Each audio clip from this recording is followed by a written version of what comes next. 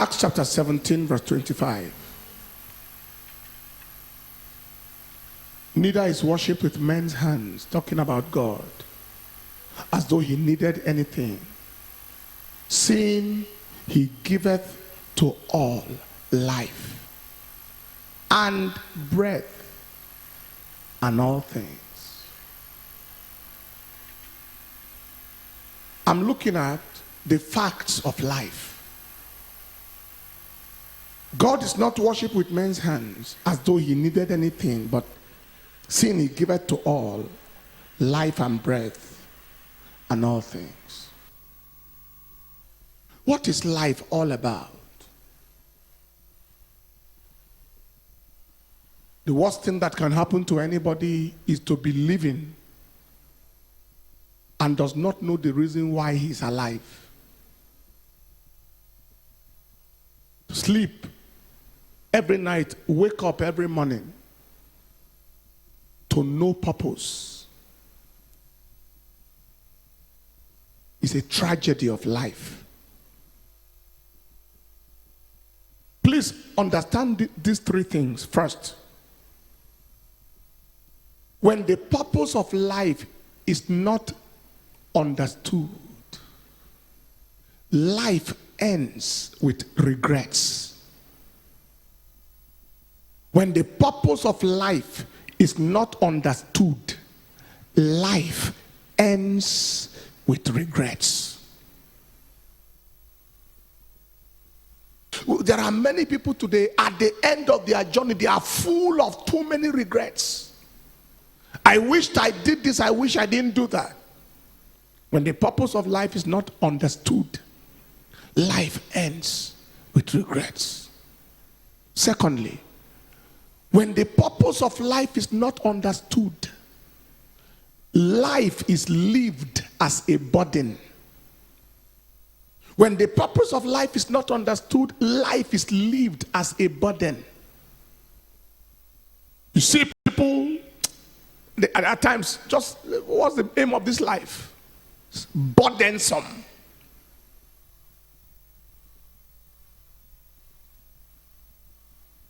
Thirdly, when the purpose of life is not understood, disaster is inevitable. It's like an aircraft moving in the air out of touch with the control tower. Disaster is inevitable. A crash can happen anytime. There are many people whose lives and destinies crashed because the purpose of life was not understood. What is life all about? 5 facts I'll give you this morning about life. Number 1, life is a gift. He giveth to all life. Life is a gift. Nobody decided to live and he's alive. Life is a gift. What is the implication of life being a gift? One implication, simple. Life must be used to the pleasure of the giver. If it is a gift, then it must be lived to the pleasure of the giver. How excited would you be, brothers and sisters? You bought a fine looking suit and you gave it to somebody, and the next time you visited his house, he was using the suit as rag. What a pain. What a pain. That is how exactly Almighty God feels when he gave you life and you choke it with alcohol and you suffocate it with Indian hemp and you squander it in prostitution. And instead of advertising God with your body, you advertise the flesh and usher people into distraction and destruction. It must be used to the pleasure of the giver. There are people who God see and regret creating them. He regrets. It happened in the days of Noah. He said he repented God that he made man. When he saw the way they lived and he saw the way they squandered themselves, he said, God repented. Why did I make these people? Let me finish them with a flood. As we are seated here, my dear brothers and sisters, when God looks at your life, is he glad that he made you, or he's sad that he made you? Does it excite God that he did not waste his resources and his time creating you, or it repents God? That was Genesis 6 and in verse 5 and 6. And God saw that the wickedness of man was great in the earth, and that every imagination of the thoughts of his heart was only evil control, and it repented the Lord that he had made man. That is in the days of Noah. There are many of us, the way we spend our time, the way we spend our money, the way we carry ourselves, God will look and say, oh, what a waste of effort on this one. What a waste. I don't know about you, but I want to live my life to such a point where God will look down and say, this is my beloved son. I am happy with you. I am happy with you. With the way you pray, you study my word, you touch people's lives, with the way you sacrifice yourself for me, with the way you insist on doing what is right and tell others to do the same, with the way you are leading people to heaven and not leading them to hell. I am happy with you. Is God Almighty happy with you? Life is a gift that must be lived to the pleasure of the giver. This is my beloved son. In him I am pleased. Number 2, life is a privilege. A privilege. What do we mean by that? It's a privilege. It's a privilege because nobody woke up this morning because he decided to wake up. There were those who slept last night and they couldn't wake up this morning. There was no trace of sickness, no diabetes, no hypertension, no peptic ulcer disease. They slept in health and woke up in death. It's a privilege. Nobody can be too powerful and for the sake of his power he is alive. Nobody can be too wise and because of his wisdom he lived. Nobody can be too talented and because of his talent he lived. Nobody can be so connected that his connection made him to live. For every single second the man lives, it is a privilege, not a right. Is God speaking to somebody here? I heard the story of this very rough American President Theodore Roosevelt. Very rough, very aggressive, very fightful man, very audacious. A man given to adventure. A man who could fight anything. And one day he died. And he died in his sleep.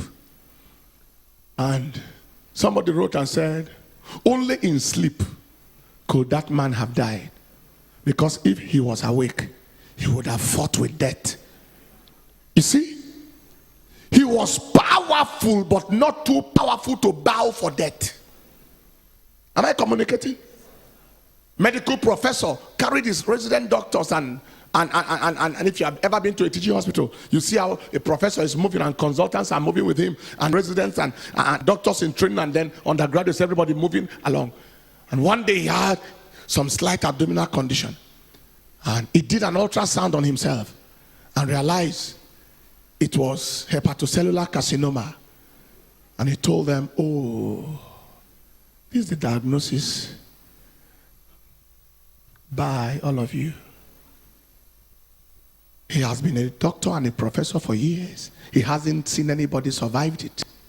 So he wished them bye and bowed to death. Despite his medical knowledge, he couldn't help himself. Take your seat. It's a privilege. Because even doctors who treat others die too. I was in the teaching hospital at a point during my housemanship, and a doctor more senior than me in the same teaching hospital was sick of fever and had typhoid perforations and died inside teaching hospital under the nose of consultants and professionals and specialists in all fields. Under their nose, himself being a professional, typhoid perforated his intestines. He was gone. It's a privilege. I told you the story of before, the story before of Alexander the Great. When he died, they carried him everywhere. He was with one of the Nebuchadnezzars. And then when they did everything to make him leave and he could not leave, Alexander the Great, he told his army generals, he said, it's obvious that I'm going to die. But before I die, I ask that you do 3 things for me. And his general said, General, we can do anything for you. So what are those things? Number 1, he said, when I die, let my doctors carry me on their shoulder to the graveyard and bury me there. Number 2, let my money and the gold and the diamonds and the pearls and everything I gather from around the world in war, let all of it be poured on the ground between the house and the grave. And number 3, let them bury me with an open hand. That's, he is buried and his hands are open. And the general got confused. And they say, you know, sir, that anything you say we should do, we'll do. But what is the meaning of these instructions? And he told them, he said, number 1, let my doctors bury me, carry me on their shoulder, and let the world know that in the day of death, no doctor can save you. That the doctors were watching and I still died. No matter how rich, no matter the kind of consultants you can get, let the world know. See, number 2, pour the money on the ground between the house and the grave to let the world know that that money is not different from the earth. He said, bury me with an open hand to show people that I didn't take anything from here. I came to the world naked and I left naked. I couldn't carry anything from here. What a lesson. What a lesson. What is the meaning of life is a privilege. Life is a privilege means it must never be taken for granted. Take your seat. It must never be taken for granted. Don't keep on saying, what is life all about? Let me die. You just invite death and die for nothing. It must never be taken for granted. It must be lived with appreciation. It must be lived with appreciation. Life is a privilege. Number 3, life is a seed.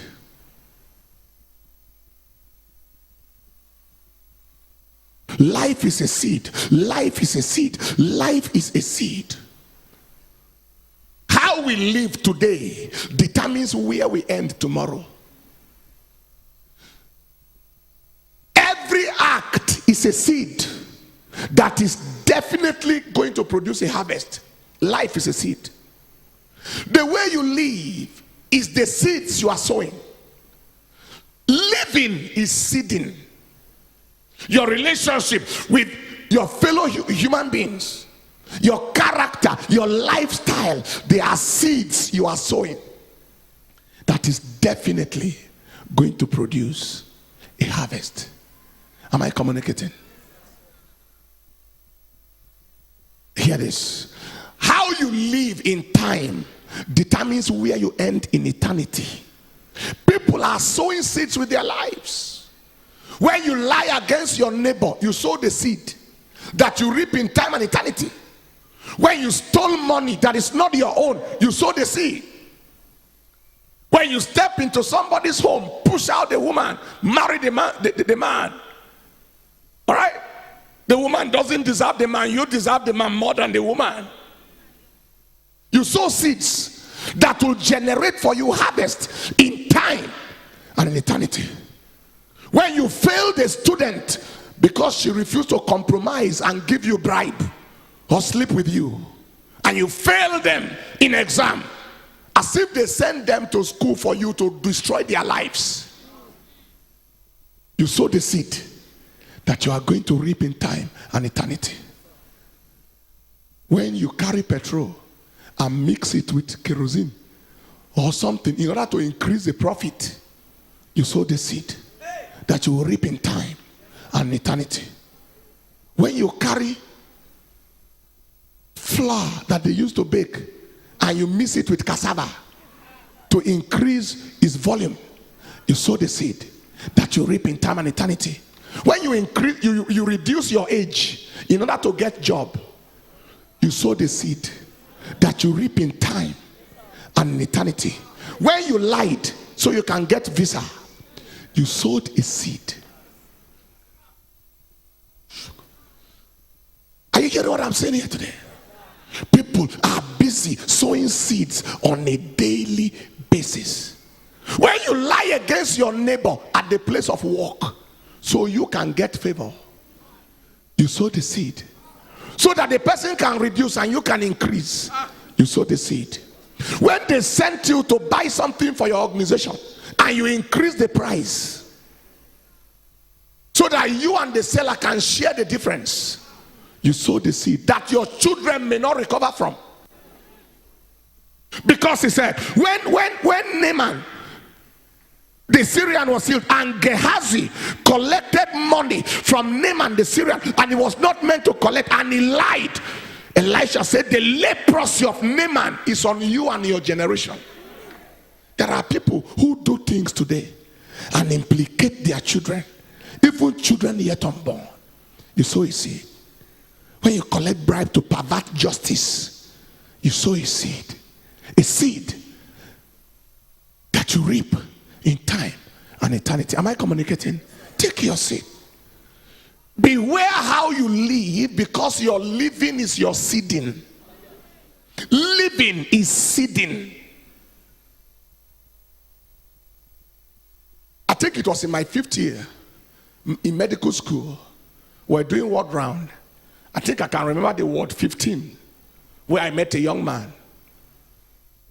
This young man had 3 major conditions, and each of them could lead to a person's death. He had number 1, chronic liver disease of alcoholic origin.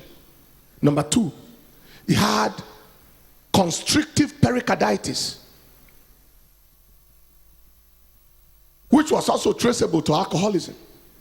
And number 3, he had pulmonary tuberculosis, all traceable to alcoholism. The young man was 19 years old. 19. He was in Polytechnic. When I spoke with him, he told me he had lived recklessly in a hurry. He could drink 19 bottles of alcohol in one sitting. His living was his seeding, and his multiple organ affliction was his harvest. The liver was affected, major organ. The lung was affected, major organ. The heart was affected, major organ. It was his harvest. I looked at him. I led him to Christ. I said, you wasted your life in a hurry. At a young age, you just finished yourself. But I led him to Christ. And I traveled. On my return back, I was told that he was taken to the theater because the heart was so bad. The professor of surgery wanted to do a surgery on him and strip. The pericardium is the outer bag, outer covering of the heart. into which the heart beats like this. And it's like, and so when it is constricted, the heart has no allowance to beat. All right? So the professor was trying to strip that outer covering in the surgery, and then he died on operation table. From the theater straight to the mortuary. Having lived in a hurry, he sowed seeds that produced negative harvest. I felt so terrible when I returned back and I was told he died on the table. But I was only consoled a little bit that at least he gave his life to Christ at the dying moment. But he cut short his potential. Everything that could have become of him in this world perished. Any life he was meant to touch vanished. Whatever he was meant to amount to ended abruptly at the frequency of sowing negative seeds that produce negative harvest. Life is a seed. Every time you do something good, you have sown a good seed. Every time you put a smile on somebody's face, you sown a seed that can affect you and affect your children. Every time you touch somebody for God, you sow the seed. Every time you release resources to change lives, you sow seeds. Life is a seed. That was number 3. Number 4, life is a game. It's a game. It's a game. Like a football game. Like volleyball. It's a game. So life is a seed means that you should endeavor to sow good seeds. Now, life is a game. The meaning of that is how you live determines whether you win or lose in life. Living determines winning, and living determines losing. There is a way to live to win in this world and in the world to come, and there is a way to live to lose.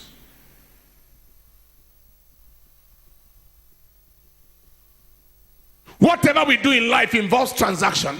Esau lived to lose. Jacob lived to win.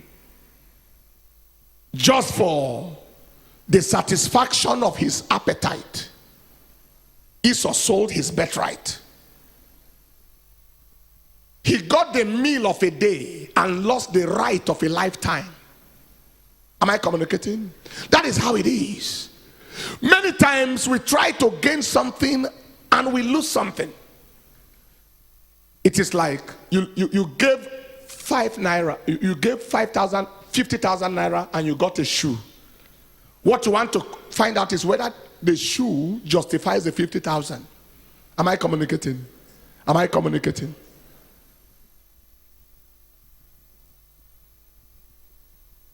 Does the shoe justify the 50,000? If it justifies, it's all right.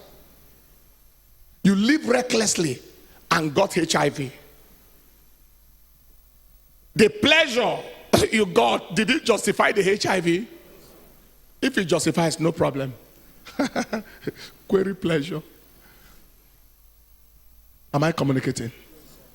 Life is a game.